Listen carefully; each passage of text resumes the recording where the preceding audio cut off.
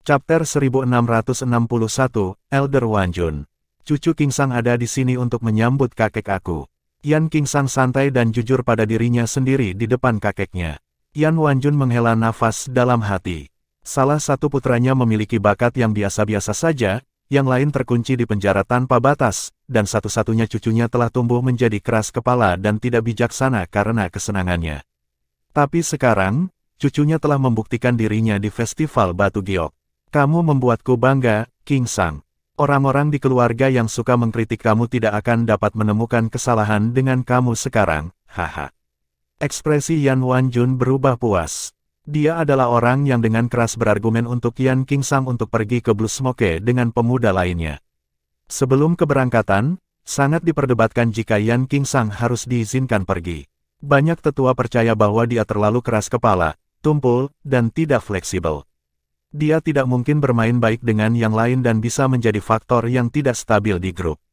Sebenarnya, apa yang telah dilakukan Yan Kingsang di Jade Revel Lodge memang membuktikan kekhawatiran mereka benar. Tetapi penampilannya di Festival Batu Giok luar biasa. Keuntungannya yang luar biasa lebih dari sekadar gabungan pemuda. Akibatnya, banyak yang tidak menginginkan apapun selain membuat masalah bagi Yan Kingsang hanya bisa menelan frustrasi mereka. Yan Wanjun agak senang dengan hasilnya. Cucu lelakinya telah membuatnya tampak baik dan sekarang dia dapat mengangkat kepalanya dengan bangga di depan anggota keluarga lainnya. Jangan memujiku, kakek. Aku tidak akan berbohong padamu. Sebagian besar pujian harus diberikan kepada saudara Cao Yuan. Bocah itu tidak repot-repot berpura-pura dengan kakeknya. Jiang Chen menjawab, itu juga berkat bakat luar biasa dan pikiran terbuka saudara Yan. Hal-hal tidak akan berjalan semulus orang lain. Petik 2. Yan Kingsang memerah. Itu sama sekali bukan aku, saudara. Aku merasa seperti penipu yang digambarkan berbakat dan berpikiran terbuka. Petik 2. Jiang Chen tersenyum sebagai pengganti tanggapan. Yan Wanjun tertawa dan menjawab dengan tidak setuju, tidak bisakah kamu serius untuk 1 detik? Kamu sudah berusia 30 tahun, tetapi masih sangat tidak bisa diandalkan. Apakah kamu tidak belajar sesuatu dari saudaramu? Petik 2. Aku sudah belajar banyak tentang batu giok kuno darinya. Petik 2. Omong kosong. Aku tidak memberitahu kamu untuk belajar tentang batu giok kuno. Aku memberitahu kamu untuk belajar dari kedudukannya. Izinkan aku memberitahu kamu, kamu harus banyak belajar tentang bagaimana kamu harus menanggung diri sendiri dan berinteraksi dengan orang lain. Yan Wanjun mungkin menegur cucunya, tetapi matanya dipenuhi dengan kesukaan. Jiang Chen mendengus diam-diam. Sekarang dia tahu mengapa Yan Kingsang seperti itu. Dia dimanjakan sampai mati oleh kakeknya. Dikatakan bahwa seorang ibu yang sabar akan membesarkan seorang putra yang putus asa. Dalam hal ini, itu adalah kakek memanjakan yang merugikan cucu. Namun demikian, itu adalah di antara mereka berdua.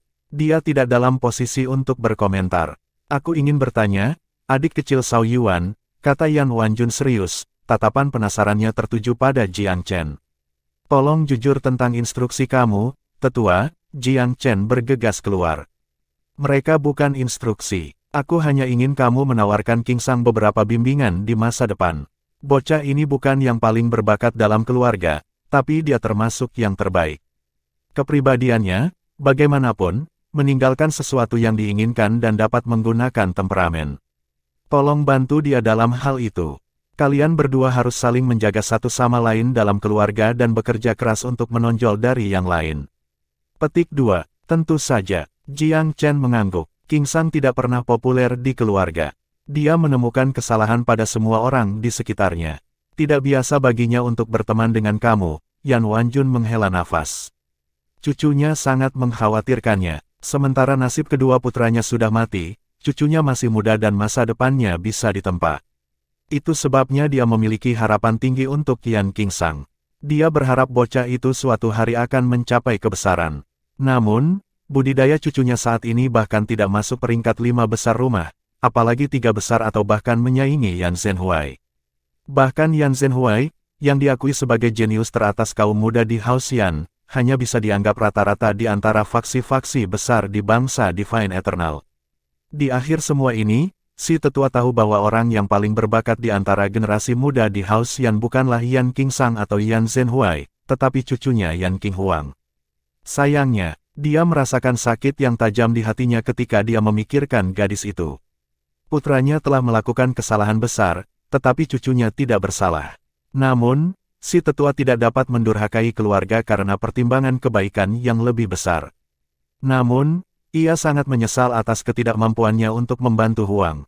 Jika ada alternatif, dia tidak akan pernah membiarkannya dikorbankan demi klan. Tetapi tidak ada yang bisa dia lakukan sendiri. Dia sendiri tidak cukup untuk melawan Hao Xian. Bahkan jika dia bisa, dia bukan tandingan Hao Xiaohu. Itu semua karena Hao Xian terlalu lemah. Jika cukup kuat untuk menyaingi rumah Xiaohu, mereka tidak akan menderita pelecehan dan penghinaan. Yan Wanjun mengamuk, tetapi dia tidak tahu kepada siapa harus mengarahkan kemarahan.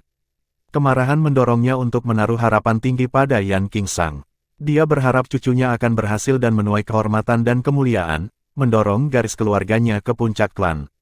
Untuk melakukan itu, Yan Qingsang harus memenuhi harapannya. Sebelum festival Batu Giok, bocah itu jauh dari mengesankan. Penampilannya paling baik, paling mengecewakan. Tapi kali ini, dia memenangkan festival dengan selisih yang besar. Inilah sebabnya mengapa Yan Wanjun begitu menerima Jiang Chen dan mengizinkannya untuk menemani Yan Qingsang. Bantalan bawaan dan potensi pendatang baru ini akan menjadi pengaruh positif pada cucunya. Terlebih lagi, pemuda itu tidak akan pernah menjadi ancaman bagi Yan Qingsang. Bagaimanapun, Jiang Chen tidak menanggung nama keluarga mereka. Tidak peduli seberapa berbakatnya dia, tidak peduli seberapa besar potensinya, dia tidak akan pernah menjadi calon anggota inti keluarga. Paling-paling, dia bisa menjadi tetua asing yang dihormati. Makan malam disiapkan di taman. Kakek dan cucu minum dengan Jiang Chen di bawah sinar bulan. Tetua juga menggunakan kesempatan untuk mengamati dan menguji Jiang Chen, yang dipersiapkan untuk yang terakhir. Jawabannya secara alami sempurna, lebih lanjut meringankan keraguan Yan Wanjun. Ngomong-ngomong, adik laki-laki Zhao Yuan, ada tempat bernama Cloud Camel Mountain di perbatasan wilayah Hao Xian. Salah satu tetua mengatakan bahwa mungkin ada aliran semangat kapasitas yang menakjubkan di sana. Namun, bakatnya tidak terletak pada penggalian. Bagaimana dengan kamu? Apakah kamu memiliki keterampilan seperti itu? Petik 2. Jiang Chen bijaksana. Jika itu adalah vena roh biasa, itu tidak sulit untuk diekstrak, bukan? Yan Wanjun menyemangati. Maksudmu vena roh itu istimewa. Jiang Chen tetap berhati-hati. Aku tidak bisa mengatakan dengan pasti tanpa memeriksa tempat itu dengan mataku sendiri. Jika kamu melakukannya, seberapa yakin kamu bahwa kamu akan dapat membuat kesimpulan? Yan Wanjun tidak bisa membantu tetapi bertanya. Jika sebuah vena roh ditemukan di Cloud Camel Mountain, banyak penghargaan akan jatuh kepadanya. Itu adalah kesempatan yang baik untuk mendapatkan kredit untuk perbuatan baik. Dia tidak ingin membiarkannya lewat begitu saja. Jiang Chen berhenti. Aku tidak ingin membuat janji kosong. Aku hanya bisa memberi kamu jawaban konkret setelah melihat daerah itu sendiri. Prediksi tanpa dasar tidak ada artinya. Penilaian aku mungkin berbeda tergantung pada waktu, lokasi, medan, dan struktur internal. Tidak ada gunanya membuat tebakan sekarang. Petik 2. Jawabannya semakin meyakinkan Yan Wanjun bahwa ia memiliki pengetahuan nyata. Jika dia segera memberikan jawaban, Yan Wanjun akan jauh lebih skeptis. Jika aku meminta kamu untuk melakukan survei Cloud Camel Mountain, apakah kamu bersedia? Jiang Chen tidak segera merespons. Setelah beberapa pertimbangan, dia memberikan sesepuh senyuman minta maaf tetua, menggali urat roh, terutama yang sulit untuk diekstraksi, dapat memakan waktu puluhan tahun, bahkan berabad-abad. Bahkan mengamati lingkungan akan memakan waktu beberapa tahun. Aku belum mencapai kesuksesan besar dalam bela diri Dao, dan ini adalah waktu yang penting bagi aku untuk berkultivasi. Jika kultivasi aku tertunda selama beberapa tahun, aku akan kehilangan banyak peluang. Itu sebabnya aku tidak berani memberi kamu jawaban sekarang. Petik 2. Itu bukan kebenaran yang sebenarnya. Dia tidak khawatir tentang Dao bela dirinya, tetapi bahwa Hao Xiao akan datang membawa Huang pergi saat dia tidak ada. Dia akan menyesalinya seumur hidupnya jika dia tidak bisa kembali ke masa lalu karena dia berada di perbatasan. Itulah sebabnya dia tidak akan setuju untuk pergi ke tempat yang jauh dalam 10 tahun ke depan. Itu, kecuali dia yakin Xiahou Zong tidak di ibu kota atau di rumah Xiahou. Yan Wanjun tersenyum. Jika itu akan memakan waktu bertahun-tahun, kami tidak akan memaksamu untuk melakukan tugas itu. Broter Sao Yuan baru saja tiba di House Yan, kakek, dan kamu sudah menugaskannya misi, keluh Yan Qingsang. Di mana rasa keramahanmu? Selain itu, dia benar. Tidakkah kamu selalu mengatakan bahwa kita berada pada usia kritis untuk berkultivasi? Petik 2. Yan Wanjun tidak berdaya melawan cucunya. Dia tersenyum kecut. Kamu benar-benar tahu cara mengatur mulutmu, bocah. Kakek tidak mengatakan Sao Yuan harus membantu aku. Ini hanya permintaan pribadi. Keluarga juga tidak memaksakan tugas pada siapapun. Oh, bukankah kamu mendapatkan batu giok kuno di Kepulauan Blue Smoke? Pilih 2 kualitas terbaik. Dan apa? Rintihan Yan Qingsang naik. Kamu tidak akan merampas buah dari pekerjaanku, kan, kakek? Aku memberi kamu makan dan membesarkan kamu. Apakah akan membunuhmu untuk memberiku 2 potong batu giok kuno? Petik 2. Katakan padaku apa yang akan kamu lakukan dengan mereka dulu. Salah satu putri di rumah Xiahu akan segera mengadakan perayaan ulang tahun. Para jenius muda di ibu kota akan diundang. Aku ingin kamu membawa batu giok kuno kamu. Wajah Yan Qingsang memerah. Rumah Xiahu. 2 kata itu membuat hatinya membanjiri amarah. Chapter 1662, The Elder is Stunned. Meskipun Yan Qingsang kadang-kadang terlihat terlalu ceroboh, dia keras kepala pada hal-hal yang paling khusus. Terutama pada topik rumah Xiahu, dia tidak menyesal dan tidak kooperatif. Ini terbukti dari perilakunya di Jade Revel Lodge. Ketika dia pertama kali mendengar tentang perselisihan keluarga, insting pertamanya adalah menentangnya. Dia membenci House Xiahu sampai ke tulang, dan merasa benar-benar tidak dapat diterima dia harus menghadiri pesta ulang tahun untuk salah satu putrinya. Selain itu, dia akan diwajibkan untuk memberikan potongan-potongan batu giok kuno yang berharga. Ada rintangan psikologis yang sangat besar di sini. Kakek, House Xiahu adalah faksi yang terlalu menindas. Bukankah mereka sudah cukup mengganggu kita? Apakah kita seharusnya menjilat sepatu bot mereka juga? Nada bicara Yan Qingsang agak terlalu agresif mengingat frustrasinya. Ah, nak, kapan kamu akan menyingkirkan kebiasaan burukmu? Suara Yan Wanjun dipenuhi dengan ketidakberdayaan yang mendalam. Bahwa sifat cucunya begitu tak tergoyahkan, terutama ketika datang ke rumah Xiahu, adalah sumber sakit kepala abadi baginya. Jika kamu tidak dapat mengumpulkan kehalusan dan pengekangan, bagaimana kamu akan mewarisi warisan cabang ini? Bagaimana kamu akan melakukan tugas memulihkan status dan kehormatan garis kami? Apa hak kamu untuk memimpin generasi muda House Yan? Yan Wanjun menolak dengan kesal pada kelambanan cucunya yang suram. Jiang Chen berpikir sejenak, lalu membuka mulutnya. Saudara Yan, aku akan mendanai 2 potong batu giok kuno. Yan Qingsang memelototi Jiang Chen. Giok bukan itu intinya di sini. House Xiahu menindas kita, tapi kita seharusnya membuat mereka marah. Mengapa? Mengapa? Karena mereka lebih kuat dari kita sekarang.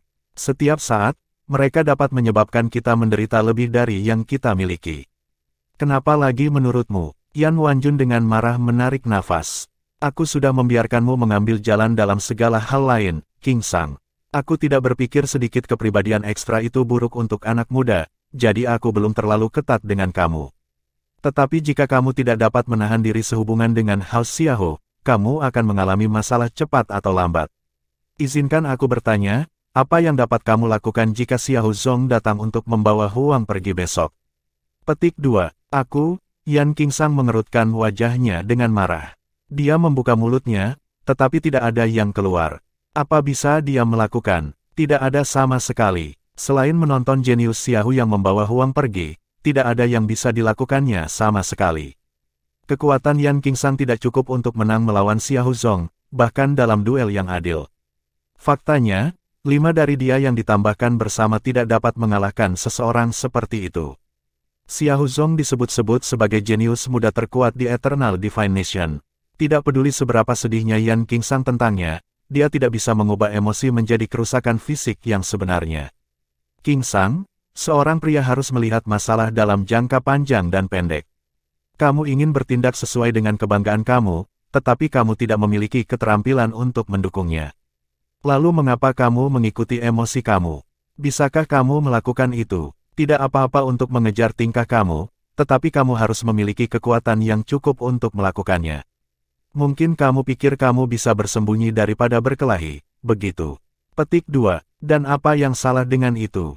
Yan Qingsang dengan ragu-ragu tidak yakin. Yan Wanjun menghela nafas, lalu melihat ke arah Jiang Chen. Adik laki-laki Zhao Yuan, umurmu sama dengan cucuku dan saudara lelakinya. Kamu menjadi suara alasan. Dari sudut pandang netral kamu, menurut kamu apa yang harus dia lakukan? Petik 2. Jiang Chen tersenyum kecut, tetua, aku sedikit memberikan niat baik pada Hao Xiaohu, jadi aku tidak benar-benar netral atau tidak memihak. Dari sudut pandang saudara Yan, aku tidak berpikir ada yang salah dalam menggigit peluru selama diperlukan.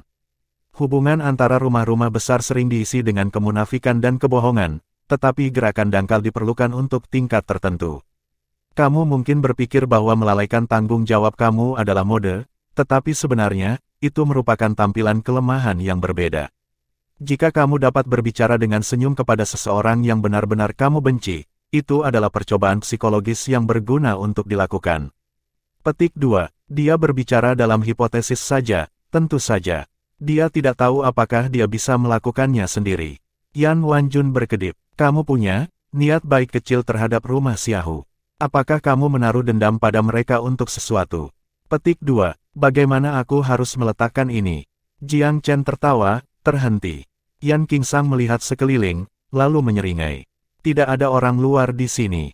Aku akan berbicara jika kamu tidak mau.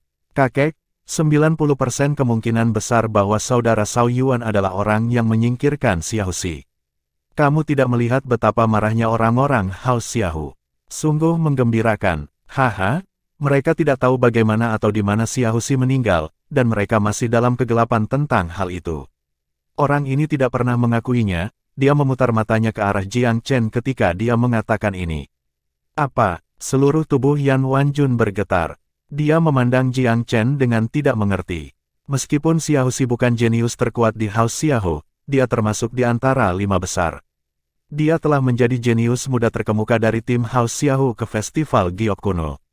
Kematiannya yang terlalu dini telah menjadi topik diskusi yang menarik di dalam Eternal Divine Nation. Begitulah cara Yan Wanjun mendengar hal ini. Menurut rumor, Hao Xiaohu secara internal marah tentang semua ini. Tetua tidak mengharapkan pemuda sebelum dia bertanggung jawab atas prestasi itu. Kemampuan untuk mengalahkan dan membunuh Xiaoxi sendiri tidak mengesankan dalam dirinya sendiri. Tapi itu, mengingat situasinya, eksekusi Xiaoxi cepat dan tidak bisa dilacak. Kedua kondisi ini melipat gandakan kesulitan tugas. Orang yang bertanggung jawab harus cukup kuat untuk mengalahkan Xiaoxi dan juga sangat menentukan. Keraguan apapun akan menyebabkan kegagalan. Adik kecil Zhao Yuan, apakah kamu benar-benar? Ya, Jiang Chen tahu bahwa dia tidak bisa lagi menyembunyikannya. Awalnya aku bersama saudara Yan, tetapi Xiaoxi keluar dari antah berantah untuk menyergap kami berdua. Aku harus mengambil inisiatif sebelum dia memanfaatkan ancamannya. Petik 2. Yan Wanjun sekarang melihat Jiang Chen dalam cahaya yang sangat berbeda. Yan Qingsang berseri positif. Dia meninju bahu Jiang Chen dengan main-main. Kamu akhirnya berterus terang tentang itu, ya. Aku tahu itu sejak dulu. Petik 2. Apakah aku harus mengakui itu di sana? Jika aku melakukannya, Hao Xian akan terlibat dalam cara yang sangat merepotkan. Petik 2. Ya, kamu benar untuk berhati-hati. Yan Qingsang mengangguk dengan cepat. Yan Wanjun mengagumi Jiang Chen seperti dia akan memiliki keberadaan yang mengerikan. Xiaoxi adalah setengah langkah Empirean, bukan? Beberapa mengatakan dia bahkan sampai ke tingkat Empirean tingkat pertama. Kamu membunuhnya, Zhao Yuan muda, garis keturunan leluhur kamu benar-benar. Tidak mudah bagi aku untuk menang dengan kekuatan pribadi aku. Aku menggunakan beberapa trik untuk membalikkan keadaan, kata Jiang Chen dengan rendah hati. Di dunia bela diri Dao, segala yang bisa kamu bawa adalah kekuatanmu sendiri. Tidak ada tipu daya yang tidak menjadi bagian dari kekuatan, jawab Yan Wanjun dengan sangat serius. Yan Qingsang menghela nafas. Jika kamu bisa menyingkirkan Xiahou Zong suatu hari dengan cara yang sama, itu akan sempurna. Sepupu aku tidak harus menjadi kapal kultivasinya lagi. Ah, Qingsang, kamu tutup mulut. Jangan sebutkan itu dengan santai. Yan Wanjun menegur. Aku hanya ingin sesumbar sedikit. Siapa di antara generasi yang lebih muda di Eternal Divine Nation yang bisa mengalahkan Xiahou Zong? Dia sudah menjadi besar, seperti naga yang kembali ke laut. Dia praktis tak terhentikan. Aku bertaruh bangsa Divine Eternal akan menjadi miliknya dalam 100 tahun atau lebih. Ketidaksediaan Yan Qingsang untuk menerima situasinya sangat jelas. Yan Wanjun sepenuhnya setuju. Qingsang, bagaimana yang dilakukan Huanger di Blue Smoke? Apakah suasana hatinya baik-baik saja? Tanya pria tua itu. Apa masalahnya? Ada kutukan atas nasibnya yang tak seorang pun bisa berubah.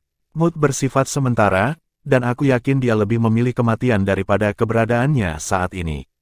Beberapa kesedihan menirukan suara Yan Qingsang. Ah, itu kelemahan kakek. Aku tidak bisa melindungi putra atau cucu aku. Qingsang, aku hidup diam hanya karena kamu. Jika kamu sendiri tidak menjadi lebih baik, tidak ada lagi yang tersisa untuk aku jalani. Yan Wanjun menghela nafas panjang. Jangan katakan itu, kakek, aku pasti akan mencoba yang terbaik. Yan Qingsang menjadi prihatin dengan tampilan kerentanan kakeknya. Jika kamu serius tentang itu, dinginkan hatimu tentang Hao Xiaohu terlebih dahulu. Kamu harus menghadiri pesta ulang tahun putri mereka. Hao Xian memiliki banyak pemuda dan undangan terbatas. Aku mengalami banyak masalah untuk mengamankan tempat kamu. Jika kamu melanjutkan kebodohan kamu, kamu akan absen tidak peduli seberapa besar aku memanjakan kamu. Petik 2. Kemarahan kakeknya membuat Yan Qingsang kelelahan, menghirup semangatnya yang terakhir. Baik, aku mengerti, kakek. Aku akan pergi, oke. Dia menyerah pada akhirnya. Bukan hanya itu, pastikan kamu menghadirkan senyum. Tidak peduli seberapa marah kamu di dalam, botol itu untuk nanti. Itu perintah. Yan Wanjun memelototi cucunya. Aku akan mencoba yang terbaik. Yan Qingsang mengertakkan gigi. Adik laki-laki Zhao Yuan, aku mempercayakan kepadanya untuk perawatan kamu dalam perjalanan ini. Tolong, ingatkan dia tentang apapun yang kamu perhatikan. Tetap waspada atas namanya, kemarahannya mudah dimanfaatkan. Petik 2. Baiklah, Jiang Chen tersenyum. Yan Qingsang jauh lebih senang. Sekarang setelah kamu datang, aku merasa jauh lebih nyaman. Kehadiran kamu memberi aku sedikit asuransi tambahan.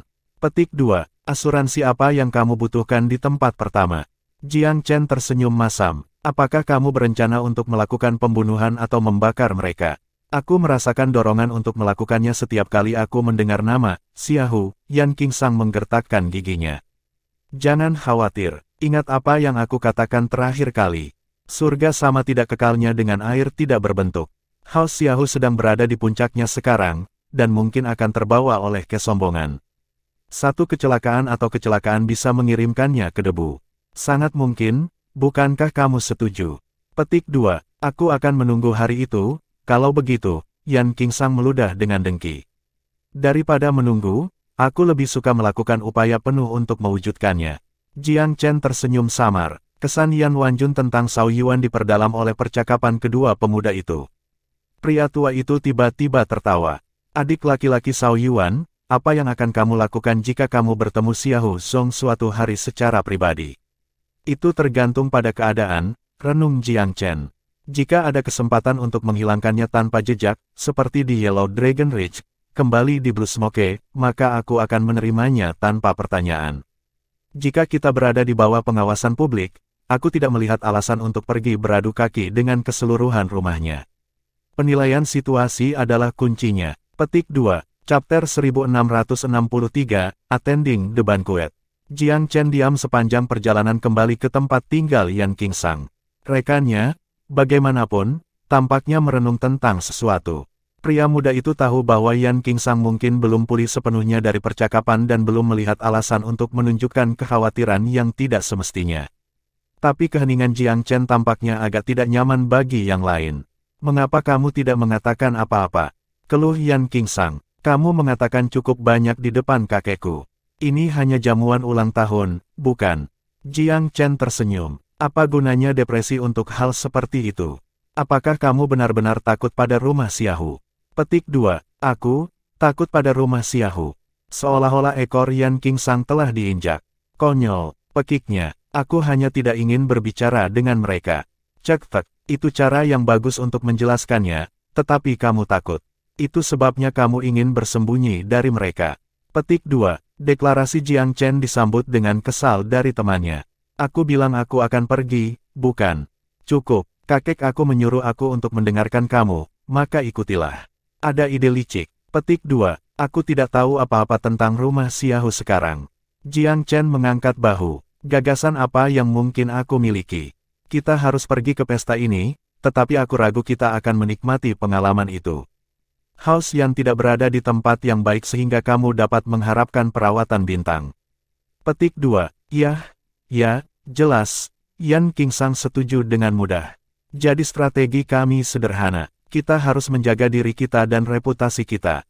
Hao Xiahu kuat sekarang, dan Hao Xian lemah. Itu tidak akan terlalu memalukan bahkan jika kita makan 1 atau 2 kerugian. Petik 2. Apakah itu seharusnya membesarkan hati? Itu mengerikan. Yan Qingsang menggelengkan kepalanya tanpa kata. Jiang Chen tertawa, tetapi tidak mengatakan apa-apa lagi. Jujur, dia tidak mau seperti Yan Qingsang untuk menghadiri perjamuan ini. Jika Yan Wanjun tidak menyuruhnya pergi, dia tidak akan tertarik dengan hal itu. Tentu saja, ada manfaat tambahan dari pengujian perairan Hao Xiahu. Pemahamannya tentang rumah itu didasarkan pada informasi dangkal dari anggota Hao Xian. Dia tidak tahu seberapa kuat rumah itu, atau di mana kekuatannya berada. Jawaban kamu atas pertanyaan kakek aku tentang apa yang kamu lakukan jika kamu bertemu Xiahou Zong, kamu yakin punya nyali, ya? Yan Qingsang tiba-tiba mengubah topik pembicaraan. Mengapa aku tidak? Jiang Chen merasa sedikit alasan untuk menyembunyikan apa yang dia pikirkan. Apakah kamu bahkan tahu siapa Xiahou Zong? Yan Qingsang kehilangan kata-kata lagi. Iya nih, jenius terpenting dari House Xiahou, dikabarkan sebagai yang terbaik di generasi muda Eternal. Tetapi aku dapat menjamin bahwa hidupnya akan dipersingkat. Jiang Chen tertawa. Bagaimana bisa begitu? Yan Qingsang tidak bisa membantu tetapi bertanya. Apakah House Xiahou faksi terkuat di Eternal Divine Nation? Jiang Chen bertanya sebagai gantinya. Tidak, jawab Yan Qingsang dengan sedikit jijik. Mereka hanya pemula yang tidak layak. Ia tidak memiliki kualifikasi untuk menjadi faksi terkuat, dan posisinya sebagai faksi kedua atau ketiga paling lemah. Fraksi terkuat akan selalu menjadi tanah suci abadi. Siapapun yang berani menyangkal fakta ini akan dikunjungi dengan masalah besar. Petik 2. Yah, begitulah. Sebuah faksi yang bukan yang terkuat memiliki kejeniusan yang menyebut dirinya yang terkuat. Percaya diri nekat yang terbaik, pemberontakan bunuh diri paling buruk. Jiang Chen menghela nafas ketika dia mendapatkan poin ini. Jika bangsa ilahi abadi hanya memiliki tanah suci abadi sebagai faksi utama permanen, aku bisa mengerti mengapa sisa rumah semakin sering berkurang dan menyusut. Rumah Xiahou saat ini mungkin merupakan refleksi dari rumah Yan di masa lalu, dan rumah Yan saat ini, masa depannya.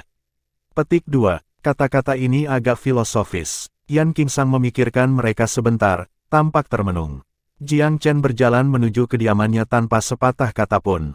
Tunggu sebentar, saudara. Yan Qingsang menyusul temannya dalam beberapa langkah lebar. Hei, dia tersenyum dengan hati-hati. Kamu terdengar sangat masuk akal. Kamu pikir rumah Xiahou akan jatuh suatu hari nanti. Petik 2. Pastinya. Apakah kamu akan dapat melihat hari itu adalah masalah lain? Petik 2. Dan mengapa aku tidak bisa? Yan Qingsang mendengus. Naik turunnya sebuah rumah bisa memakan waktu puluhan tahun, berabad-abad, atau ribuan tahun, mungkin puluhan atau lebih. Jika suatu hari mereka mendapatkan kemarahan Eternal Secret Land, kehancuran mereka akan segera menyusul. Jiang Chen menghela napas saat melihat pemahaman lambat Yan Qingsang. Datang. Mari kita memilih 2 buah batu giok kuno yang berkualitas baik. Kita harus melewati kesulitan kecil sebelum kita terlebih dahulu, atau aku tidak akan bisa berdiri di depan kakekmu. Petik 2. Yan Qingsang tidak senang, tetapi tetap mengikuti Jiang Chen. Jiang Chen memilih hadiah setelah sedikit pertimbangan. Ini seharusnya baik-baik saja. Mereka cocok dengan kedudukan dan status relatif kamu. Petik 2. Yan Qingsang menghela nafas. Apa yang telah terjadi dengan dunia? Aku harus simper di depan sekelompok orang yang aku benci dan memberi mereka hadiah. Hao Xian benar-benar telah jatuh cukup jauh. Sayang sekali, paman aku adalah seorang jenius pada generasinya, dan rumah itu mengira ia akan dapat mengembalikan kejayaan kami sebelumnya, tetapi nasibnya saat ini agak tercela. Petik 2. Paman Yan Qingsang adalah ayah Huang. Kamu berbicara tentang ayah Nona Huang, kan?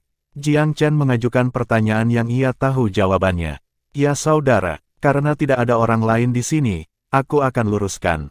Ingat apa yang aku canda sebelumnya. Jika kamu bisa melepaskan Xiahou Zong seperti yang kamu lakukan pada Xiahou Xi, maksud aku, tanpa ada yang tahu, kamu bisa memenangkan hati sepupu aku. Segalanya akan mungkin terjadi. Petik 2. Jiang Chen marah dan geli pada kerahasiaan Yan Qingsang. Dia tersenyum. Tentang pamanmu, apakah dia menunjukkan bakat luar biasa di masa mudanya? Bagaimana dia saat itu, dibandingkan dengan Xiahou Song sekarang? Petik 2. Sulit untuk dikatakan. Mereka berasal dari dua generasi yang berbeda. Tapi pamanku dipuji bahkan oleh orang-orang dari Tanah Suci Abadi. Mereka pikir dia adalah wakil paling menonjol dari generasinya sendiri. Tapi mungkin kamu pernah mendengar apa yang terjadi selanjutnya. Petik 2. Jiang Chen sedikit mengangguk. Aku sudah mendengar cerita dan berbicara tentang permusuhan antara dua rumah kamu. Pamanmu agak radikal dengan caranya sendiri. Dia layak dikagumi dari para pembudidaya muda. Petik 2. Kurasa, tapi tidak asyik terjebak di penjara tanpa batas. Aku ingin tahu apakah dia masih hidup setelah bertahun-tahun ini.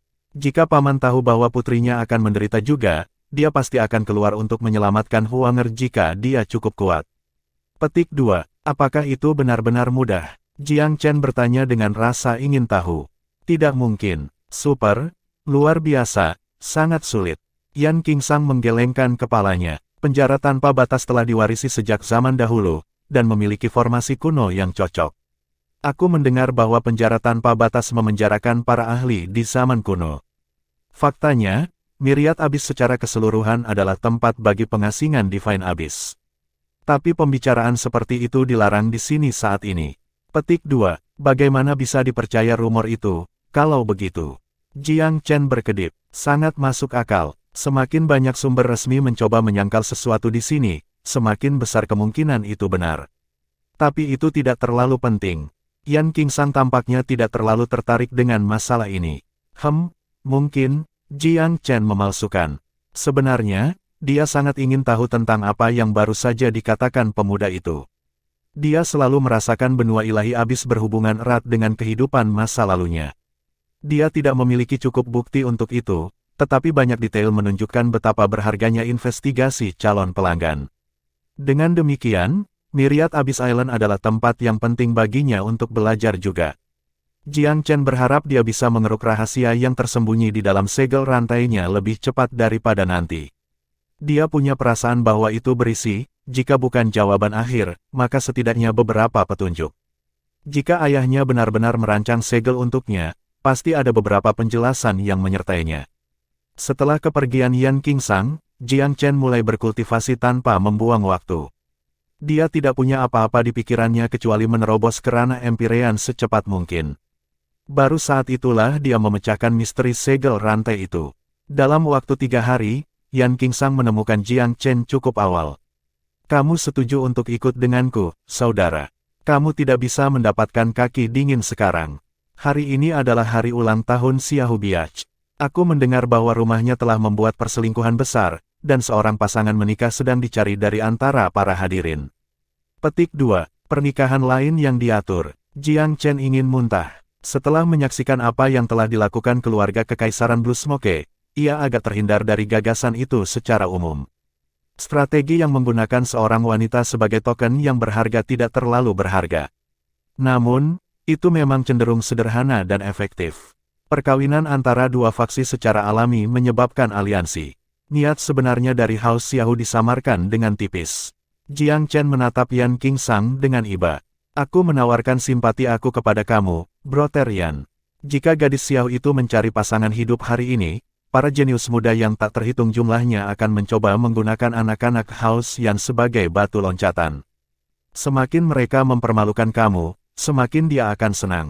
Petik 2. Yan Qingsang tidak terkejut. Oh, aku yakin P3L4 Cur itu membantu merencanakan ini. Dia cukup muda, tetapi dia sudah ahli merayu pria dan kontroversi manufaktur. Petik 2. Jika kamu tidak bisa menghindarinya, maka hadapilah langsung. Jiang Chen melirik Yan Qingsang dengan menggoda. Oh ya, tambahnya dengan sedikit acuh tak acuh. Siapa nama gadis itu? Xiahou Ying. Bukan nama yang buruk, pemuda itu tertawa. Apa hubungannya dengan Xiahou Song? Adik perempuannya berlumuran darah. Menurut kamu, mengapa lagi hari ulang tahun orang biasa seperti dia menjadi perhatian siapapun? Belum lagi jamuan spesial. Petik 2. Percakapan telah membawa mereka berdua keluar dari tempat tinggal mereka sendiri menuju rumah Xiaohu. Saat mereka berjalan, Yan Qingsang menjelaskan berbagai koneksi internal dan asosiasi dari faksi terbesar. Pengetahuannya jauh dari komprehensif, tetapi Jiang Chen merasa perlu untuk mengisi kekosongan dalam pemahamannya sendiri. Setelah semua dikatakan dan dilakukan, ia memiliki pemahaman yang masuk akal tentang urusan di sini di bangsa Divine Eternal. Chapter 1664, Foremost Genius of House Yan. 6 jenius muda House Yan diundang ke pesta ulang tahun. Yan Qingsang berada di peringkat terbawah, dengan hanya Yan Jinan di levelnya. Batang lain dari House Yan lebih kuat darinya. Menjadi orang luar dia, Yan Qingsang bepergian sendiri, membawa Jiang Chen ke rumah House Xiaohu sendiri, daripada pergi dengan pemuda lainnya. Rumah Xiaohu memiliki beberapa puri di ibu kota. Sebagian besar generasi muda tinggal di Green Lotus Manor. Meskipun lingkungan di sekitar Manor bukan yang paling makmur di ibu kota, itu adalah yang paling bergengsi. Hampir semua faksi tingkat atas memiliki rumah atau istana di sini. Green Lotus Manor sibuk dengan aktivitas. Itu dihiasi dengan lampu dan dekorasi, menciptakan suasana yang luar biasa. Rasanya lebih seperti festival daripada perayaan ulang tahun yang sederhana. Yan Qingsang menyerahkan undangan kepada penjaga di pintu. Dia diizinkan masuk tanpa pertanyaan. Jiang Chen membuntuti. Dia ada di sini sebagai pelayan Yan Qingsang, jadi dia cukup santai. Dari pengaturan yang dibuat oleh rumah Xiaohu, dia bisa mendapatkan pemahaman dasar tentang keluarga. Itu sangat peduli tentang memproyeksikan citra muluk. Banyak talenta muda dari seluruh bangsa datang ke perayaan dan bercakap-cakap dalam kelompok. Mereka sepertinya bersenang-senang. Jiang Chen mendongak untuk melihat Yan Jinan duduk di sudut dengan ekspresi tertindas. Jelas bahwa dia tidak bahagia. Jiang Chen berspekulasi bahwa anggota faksi lain harus mengabaikannya karena pendapat mereka yang rendah tentang dia. Yan Qingsang juga memperhatikan keadaan Yan Jinan, tetapi menutupinya. Jiang Chen harus mengakui bahwa ia merasa kasihan kepada para pemuda rumah Yan. Mereka akan menyesal tidak datang ke perayaan itu, tetapi tidak ada yang menarik untuk dihadiri juga. Matanya melesat ke pintu, Yan Qingsang menangkap siluet seorang pria. Jiang Chen mengikuti pandangannya. Dari kejauhan, pria yang sombong itu menahan diri seperti patung. Dia menonjol dari kerumunan, dan berpakaian seperti anggota House Yan. Yan Zhenhuai. Menempatkan nama di wajah, Jiang Chen hampir 100% yakin bahwa ini adalah jenius House Yan, Yan Zhenhuai. Yan Qingsang bergegas ke pria itu. Sebagai jenius top, ia memegang tempat tinggi di hati Yan Qingsang yang tidak bisa diabaikan. Saudara Huai, sapa Yan Qingsang. Yan Zhenhuai tinggi dan bugar, dan garis-garis wajahnya kuat dan terpahat. Dia menghadirkan sosok yang mencolok. Melirik Yan Qingsang, dia mengangguk. Kamu di sini, Qingsang. Aku mendengar bahwa kamu tampil baik di festival Batu Giok. Kamu membuat keluarga bangga. Petik 2. Haha, itu karena kamu tidak pergi. Secara mengejutkan Yan Qingsang rendah hati. Jiang Chen berdiri diam di samping dengan sedikit senyum. Yan Zhenhuai melirik sekilas dan bertanya pada Yan Qingsang, apakah ini saudaramu yang bersumpah? Dia adalah, saudara Huai, ini Cao Yuan. Dia pria yang baik dengan bakat luar biasa. Kamu akan tumbuh untuk menyukainya. Jelas bahwa Yan Qingsang sangat menghormati Yan Zhenhuai, atau mungkin ada beberapa orang di House Yan yang ia hormati. Yan Zhenhuai mengangguk. Mata berspekulasi menyapu Jiang Chen sebelum dia berbalik ke Yan Qingsang. Suruh yang lain datang kepadaku. Keluarga harus tetap bersatu. Jika seseorang akan memulai masalah, mereka setidaknya akan memberi aku wajah. Petik 2. Nada suaranya bebas dari kesombongan atau kesombongan. Dia hanya mengambil tanggung jawab saudara tertua. Ini memberinya penghormatan dari Jiang Chen. Mereka akan datang sendiri, Brother Huai, jawab Yan Qingsang. Aku tidak akan mendapatkannya. Yan Zhenhuai tersenyum tipis. Aku mendengar bahwa kamu memiliki waktu yang canggung dengan Yan Jinan di festival Batu Giok. Benarkah itu? Yan Qingsang mengakuinya dengan anggukan. Itu benar, tapi itu di masa lalu sekarang. Kamu mungkin tidak tahu apa yang terjadi, Brother Huai. Aku terlalu marah. Yan Zhenhuai mengangguk. Baiklah, kamu tidak perlu mengatakan apa-apa. Aku tahu detailnya. Kamu melakukan hal yang benar. Pada saat ini, para pemuda lain dari rumah Yan melihat Yan Zhenhuai juga. Mereka berjalan ke arahnya dengan terkejut dan gembira. Kamu benar-benar datang, Brother Zhenhuai. Aku dengar kamu keluar dari budidaya pintu tertutup baru-baru ini. Kami pernah hanya berspekulasi apakah kamu akan hadir. Petik 2. Kita bisa merasa nyaman dengan saudara Huai di sini. Haha, Brother Huai adalah tulang punggung kami. Mereka benar-benar senang melihatnya. Mereka tahu bahwa sikap Yan Zhenhuai akan menentukan apakah mereka bisa menjaga harga diri mereka dan menghindari penghinaan. Jika dia melindungi semua orang, mereka akan bertemu dengan cemoohan dan serangan yang lebih sedikit. Yan Zhenhuai memindai kelompok itu. Aku diberitahu akan ada 6 dari kita, termasuk aku. Kenapa hanya ada 5? Petik 2. Xin Mei sudah masuk. Aku pikir Miss Ying memanggil seseorang. Petik 2. Salah satu dari 6 pemuda Yan adalah seorang pembudidaya wanita bernama Yan Xin Mei. Dia satu-satunya yang tidak hadir.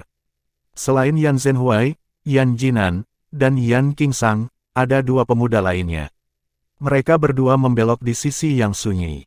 Salah satunya dicadangkan, dan yang lain terpisah dan menyendiri. Tak satu pun dari mereka yang tampak ramah.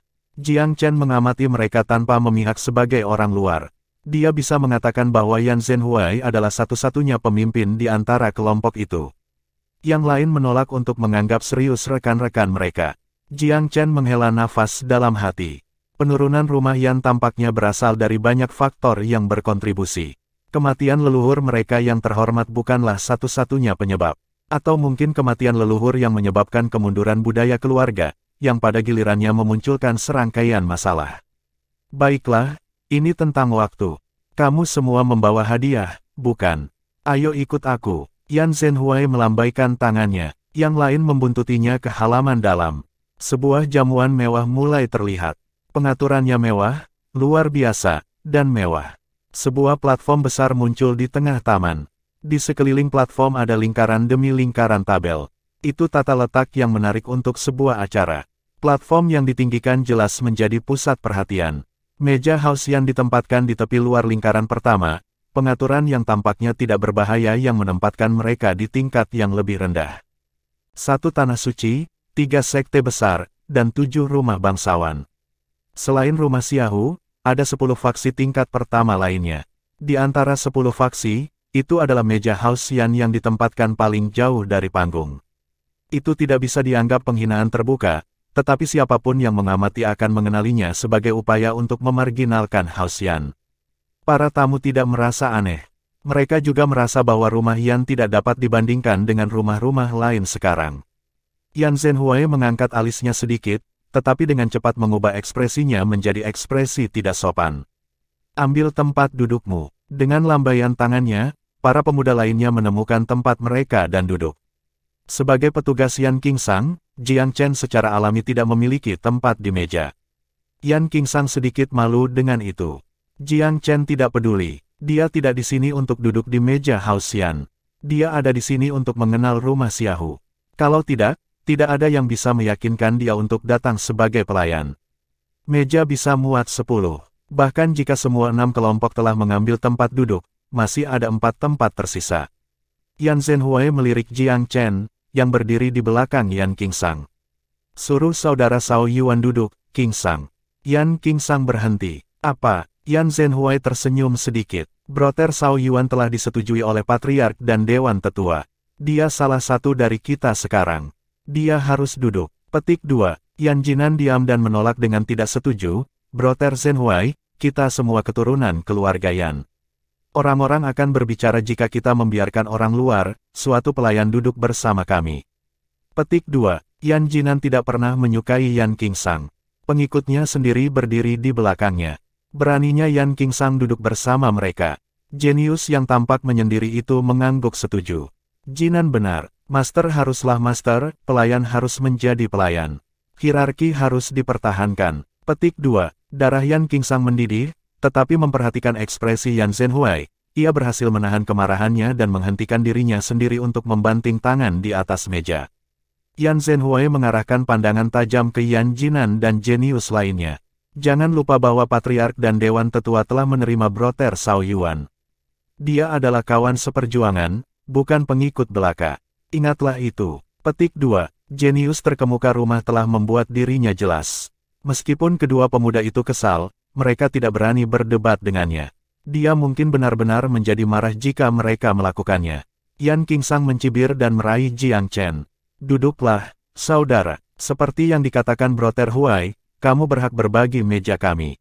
Petik 2. Jiang Chen tersenyum. Karena Yan Zhenhuai telah berbicara untuknya, dia tidak akan menolak undangan itu. Dia tidak keberatan berdiri, tetapi dia juga tidak keberatan duduk. Ketika mereka semua duduk, seorang wanita muda yang cantik muncul tiba-tiba. Dia meletakkan tangan di mulutnya untuk meredam tangisannya saat dia berlari. Xin Mei, anggota House Yan segera mengenalinya. Mata wanita muda itu memerah ketika dia melihat keluarganya. Dia bergegas ke meja mereka dan duduk di kursi, berbaring di atas meja dengan wajah terkubur di tangannya, terisak. Chapter 1665, GIF. Yan Xin Mei menangis dengan sedih, menangis badai. Para pemuda lain dari House Yan bertukar pandang. Itu tidak biasa baginya untuk kehilangan kendali emosinya pada kesempatan seperti itu. Ekspresi wajah terpahat Yan Zhenhuai menjadi gelap. Sebagai jenius teratas rumah, dia tahu bagaimana mengukur situasi. Dia bisa mengatakan bahwa Yan Xin Mei pasti telah diganggu. Angkat dagu dan bersihkan air matamu, Xin Mei. Jangan mempermalukan rumah itu, dia mentransmisikan. Apakah seseorang melakukan sesuatu padamu? Keluarga yang mana itu? Petik 2. Suaranya agak menenangkannya. Air matanya perlahan berhenti, dan dia menyeka wajahnya sebelum menegakkan tubuh. Maaf, katanya pelan. Aku sudah malu semua orang. Mengapa kamu menangis, Xin Mei? Yan Qingsang harus bertanya, apakah seseorang melakukan sesuatu? Dia memucat dan menggelengkan kepalanya dengan keras. Berhenti bertanya, aku baik-baik saja. Yan Qingsang menggelengkan kepalanya. Kamu tidak terlihat baik-baik saja. Aku akan sebentar lagi. Dia mencoba memasang wajah pemberani, tetapi upaya itu tidak sepenuhnya berhasil. Bahkan orang luar seperti Jiang Chen bisa mengatakan bahwa sesuatu yang buruk telah terjadi, dan agak parah. Namun, mengingat situasinya, tidak mungkin bagi mereka untuk membalas atas penganiayaan apapun yang mereka derita. Bahkan jenius top Yan Zhenhuai hanya bisa mencegah mereka diganggu. Tidak mungkin bagi mereka untuk mendapatkan kembali wajah dan mengintimidasi ruangan. Sabar, banyak yang menunggu kesempatan untuk menimbulkan masalah bagi House Yan. Langkah sembrono mungkin persis seperti apa yang mereka tunggu. Mata Yan Zhenhuai menyapu meja. Tidak ada yang harus melakukan apapun hari ini. Aku akan memikul semua beban. Bahkan jika mereka ingin menamparkan wajah kami, itu adalah reputasi aku, mereka akan rusak. Selama aku di sini, target utama mereka tidak akan menjadi kamu. Dipahami. Petik 2. Para pemuda diam. Bagaimana kita bisa melakukan itu, Brother Huai? Kami adalah keluarga. Kita harus tetap bersama melalui tebal dan tipis. Kami akan memikul beban bersama. Petik 2. Bersama. Bagaimana? Ini bukan pertempuran. Teman palsu lebih berbahaya daripada musuh yang jujur. Kamu harus menjaga kepala tetap datar dan kecerdasan kamu. Dia lebih jeli dan berpengalaman daripada rekan-rekannya dan bisa memahami situasi lebih baik daripada mereka. Dengan peringatannya, para pemuda lainnya berhasil mendapatkan kembali kendali atas emosi mereka. Mereka bukan orang bodoh. Mereka tahu bahwa mereka tidak dapat berbuat banyak dengan kekuatan dan status mereka yang terbatas. Jika seseorang membuat masalah untuk House Yan, itu Yan Zhenhuai yang harus menghadapinya. Jiang Chen menganggap Yan Zhenhuai dengan penuh penghargaan. Dia pantas mendapatkan reputasinya sebagai jenius terbaik House Yan. Ada perbedaan tentang dia yang berbeda dari para jenius lain dalam keluarga. Bahkan, Jiang Chen melihat sikap seorang pemimpin dalam dirinya. Nona Ying akan datang, seru seseorang, memecah suasana canggung. Jaga matamu tajam dan sambutlah dia. Hampir semua tamu telah tiba, memungkinkan masuknya putri muda dari rumah Xiaohu yang terlambat. Dia mengenakan rok panjang merah muda pucat. Seperti namanya, dia secantik bunga sakura. Dia lebih tinggi dan lebih lentur daripada gadis kebanyakan, pinggangnya yang ramping menonjolkan lekuk tubuhnya. Dia berjalan dengan senyum cerah, dikawal oleh para jenius House Xiaohu. Dia melambaikan tangannya ke arah yang berbeda untuk mengekspresikan sambutan dan terima kasihnya. Segera setelah dia tiba, pembawa acara meluncurkan pidato pembukaannya. Hadirin sekalian, selamat datang di perayaan ulang tahun Nona Xiaohu Ying dari rumah Xiaohu. Kamu semua adalah jenius luar biasa di Eternal Divine Nation. Kamu diundang karena kamu adalah masa depan bangsa. Mungkin salah satu dari kamu akan menjadi pasangan daunnya suatu hari nanti. Dengan itu, kita akan melanjutkan ke tahap pertama perayaan. Semua tamu akan memberikan hadiah mereka, yang tidak akan ditampilkan kepada publik sampai Nona Ying mengambil 3 hadiah favoritnya. Tentu saja, dia juga akan memilih 3 yang paling tidak disukainya. Apakah benar-benar ada kebutuhan untuk pemberian hadiah menjadi upacara sendiri? Jiang Chen tidak bisa berkata apa-apa, tapi dia tidak memikirkannya. Namun, Yan Jinan dengan jelas bertekad untuk membangkitkan lebih banyak masalah. Dia mengejek, Tuan Cao Yuan, Saudara Huai telah memberi kamu tempat duduk sebagai tanda pengakuannya. Kamu adalah tamu saat kamu duduk di meja. Apakah kamu datang dengan tangan kosong untuk mengusir makanan dan minuman gratis? Petik 2. Yan Qingsang tidak bisa membiarkannya meluncur. Apa maksudmu dengan ini, Yan Jinan? Aku membagikan 2 potong batu giok kuno Blue Smoke. Kami akan memisahkan mereka di antara kami. Petik 2. Tes, apakah kamu akan membagi 1 hadiah menjadi 2? Orang-orang akan menertawakan Hao Xian karena benar-benar telah turun jauh di dunia. Aku benar-benar tidak berusaha memulai masalah, Brother Huai. Jika faksi lain mengetahuinya, mereka akan mengejek kita karena tidak menunjukkan perilaku yang pantas. Petik 2. Tapi tidak peduli apa yang dia katakan, dia memang menimbulkan masalah. Yan Qingsang membuka mulut untuk mengatakan sesuatu, tetapi Jiang Chen tersenyum dan memotong, siapa yang bilang aku tidak menyiapkan hadiah? Haha, hadiah apa yang bisa disiapkan oleh pembudidaya berkeliaran seperti kamu dalam waktu sesingkat itu? Apakah kamu memberikan batu giok kuno juga? Itu semua hanya tipuan, Yan Jinan menolak untuk berhenti. Selain itu, memberikan hadiah yang sama tidak sedap dipandang. Siapa yang memberitahumu bahwa aku memberinya hadiah yang sama? Jiang Chen sudah muak dengan badut ini. Dia membalikkan tatapan dingin. Yan Jinan merasakan angin sepoi-sepoi yang dingin melewati bagian belakang lehernya. Jiang Chen mengeluarkan kotak hadiah batu giok dan memasukkan 2 hadiahnya di dalam. Pemimpin upacara datang ke meja untuk mengumpulkan hadiah mereka. Yan Zhenhuai meletakkan hadiahnya di atas nampan, yang lain juga mengikuti. Baki kemudian datang ke Jiang Chen, yang sedikit tersenyum dan menawarkan kotak gioknya. Pemimpin upacara meliriknya dengan rasa ingin tahu. Siapa ini, Tuan Zhenhuai? Dia agak terkejut. Mereka hanya mengeluarkan 6 undangan ke Hao Xian. Mengapa ada 7 orang di meja? Ini adalah jenius muda sekutu terbaru kita. Ketua upacara tidak ada di tempat untuk mengeluh karena Jiang Chen telah memberikan hadiah. Semua hadiah dibawa kembali ke panggung. Hadiah Jiang Chen adalah 2 kendi anggur, Drunken Immortal dan Senong Likor. Keduanya adalah gaya alkohol yang sama sekali berbeda. Kembali ke ranah manusia, ia memperlakukan 2 pakar anggur dari 2 raja. Bahkan pada kesempatan seperti itu, mereka adalah hadiah yang layak. Yan Jinan mencemooh Jiang Chen, menemukan pembudidaya berkeliaran megah. Hadiah terakhirmu hanya bisa menjadi tiruan dari hal yang asli. Aku harap kamu tidak akan mempermalukan Hao Xian. Petik 2. Yan Qingsang sudah cukup. Dia membalas, kamu harus berhati-hati untuk tidak mempermalukan kita, Yan Jinan. Kamu tidak perlu khawatir tentang orang lain. Kamu telah melakukan cukup banyak untuk mempermalukan kami di Jade Revel Lodge. Petik 2. Wajah Yan Jinan memerah. Itu telah menjadi noda permanen pada catatannya. Ketika dia memikirkannya, dia menyadari bahwa dia telah membuat kesalahan besar.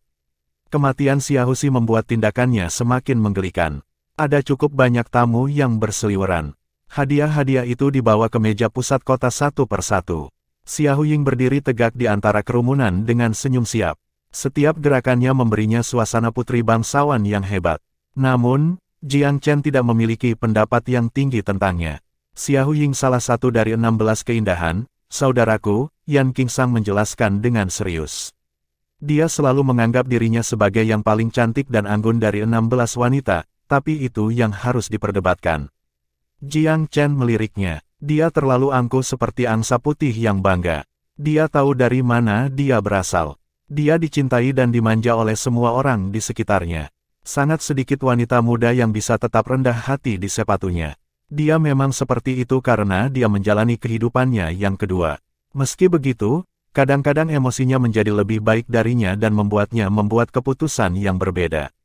Maka, wajar bagi Xiao Ying untuk menjadi sedikit sombong, sia-sia, dan sok di usianya. Meskipun demikian, Itu konyol bagi seseorang dengan kepribadiannya untuk menganggap dirinya sebagai yang terbaik dari 16 keindahan. Tidak peduli bagaimana penampilannya, Jiang Chen tidak bisa membayangkan siapapun yang menganggap Xiao Ying lebih baik daripada Huang. Kecantikan ada di mata yang melihatnya, tetapi dia percaya bahwa Huang Er adalah wanita yang lebih baik secara objektif. Ratusan hadiah dikirim ke tangan Xiao Ying. Dia perlahan melewati mereka untuk membuat 6 pilihannya. Yan Qingsang tidak peduli jika gadis itu menyukai hadiahnya. Dia akan bahagia selama pemberiannya tidak termasuk di antara 3 terbawah. Dia akhirnya membuat keputusan setelah beberapa pertimbangan. Diam. Setelah mempertimbangkan dengan cermat, Nona Ying telah memilih hadiah favoritnya dan yang paling tidak disukai. Hadiah ketiga yang paling tidak disukai adalah gulungan sutra biru. Biru terlalu kusam dan tak bernyawa. Warnanya tidak enak dipandang mata. Yang paling tidak disukai kedua adalah marmer ini. Ini sangat kuno dan tidak sesuai dengan citranya. Dan hadiah apa yang paling tidak disukainya? 2 gulungan kuno ini. Ya, gulungan kuno. Pemimpin upacara menarik napas seolah-olah dia hampir tidak bisa menahan amarahnya. Nona Ying, kami tidak keberatan dengan gulungan kuno pada umumnya, tetapi gulungan ini palsu. Karakter si pemberi dipertanyakan. Pandangan tajamnya tertuju pada meja Hao Xian. Jiang Chen berhenti. Tampaknya prolog telah dimulai di plot rumah Xiao melawan Hao Xian.